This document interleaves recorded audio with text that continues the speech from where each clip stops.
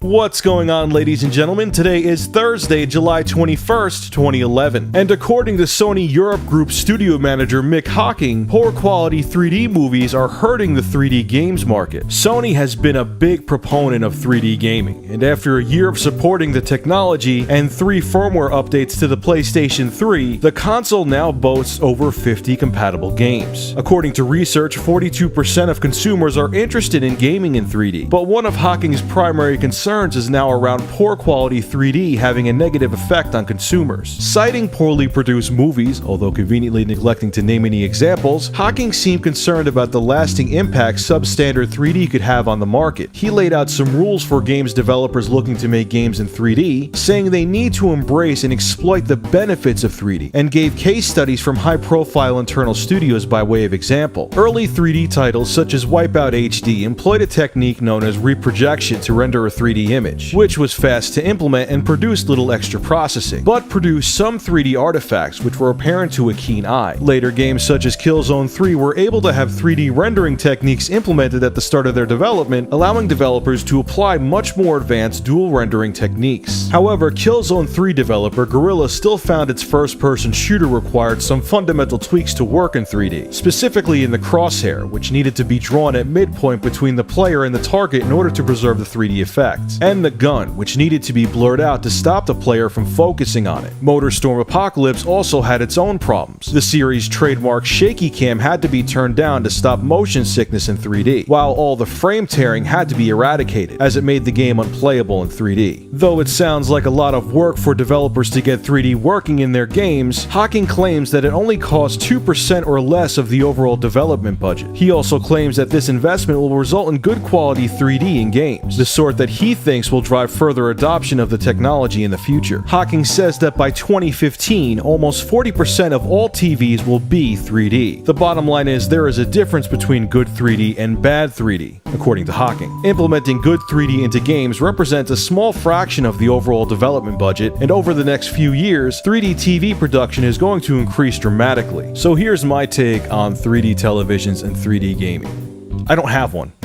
I don't know what to think anymore. At first, I was a very big opponent of it. I thought it was a gimmick. I thought it was going to be a big farce and it was going to fade away in a couple years. Then companies like LG come out with passive 3D televisions that don't require those really corny 3D glasses, and 3D gaming and movies seem to be gaining somewhat of a momentum. I have spent quite a bit of time with 3D televisions and I still can't picture myself gaming for hours on end in 3D. I feel like my head would explode. Hell, I played the 3DS for 30 minutes and I was in pain. So what's your take on it? Do you think that 3D is going to catch on as big as Hocking says? Are you interested in 3D? If your HD TV craps out or you just want to get a bigger or newer one, are you going to get a 3D HD television? Put on a full body Speedo and leave your thoughts in the comments section below. And as always, thank you for supporting Review Tech USA. Make sure the Speedo's pink, that's my favorite color.